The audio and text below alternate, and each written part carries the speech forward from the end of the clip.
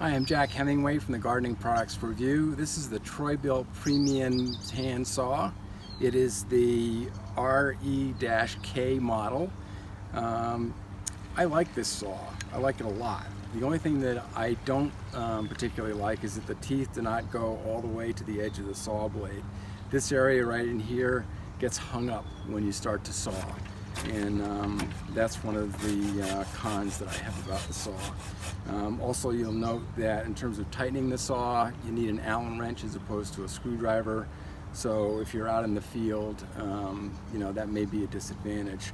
I do like the curve of the handle as well. It's very easy to hold on to, and it's nice that it has a little lanyard hole here.